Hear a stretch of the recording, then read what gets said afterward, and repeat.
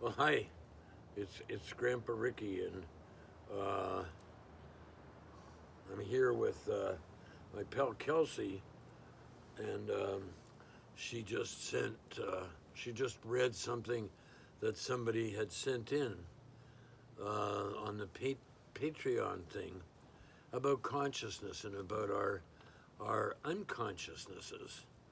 Um, and it's such a great topic because how do you know what you don't know?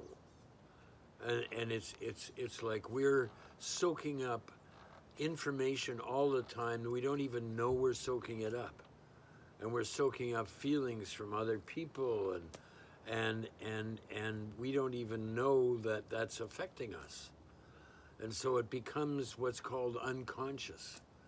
And then every time you have something really awful happen to you, like a trauma, um, uh, one of the body's ways of protecting itself is to shut down your consciousness.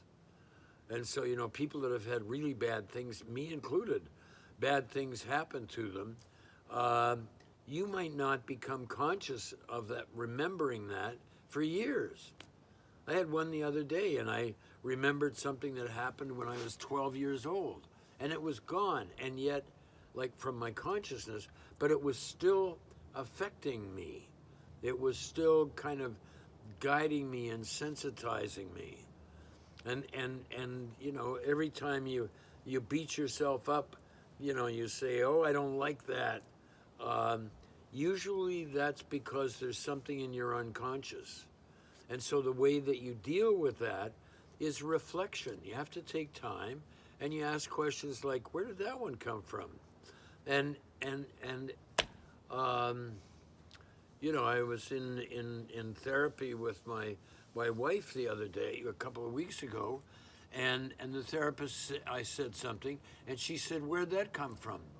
And I said, "Just a second, I'll go inside and try to find it." And so I just went inside and asked the question, "Where did this part of me come from?" The part of me that said that. And I found it. And I said, "Okay, I'll deal with it. I'll deal with it later." And I went back with the help of my friend Chelsea Morris, who's a great therapist, and I went back to that point, and suddenly, here were all these things that I'd forgotten. And yet they were the unconscious parts that were still active. And how do you deal with the unconscious parts? Well, the minute you find them through reflection or whatever, you just go back and feel the feelings you had and remember the details of whatever it was. And you just stay there for a while, and if you're crying, great, that's releasing energy. If you get angry, that's great. Just don't destroy anything. Um, and you release the charge around whatever it is in the unconscious. So that's how we can start changing our consciousness. And the consciousness that you've got, that's really important because that's adding to this thing that I call a collective consciousness.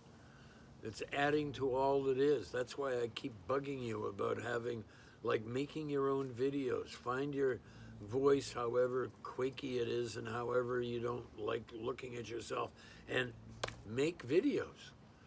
So thank you for watching this. I hope it's made some sense to you. And please go to Patreon and send topics that you'd like me to talk about and reflect about and stuff like that, because we need each other. These are hard times, and they look like they're getting harder for a while. So thanks a lot.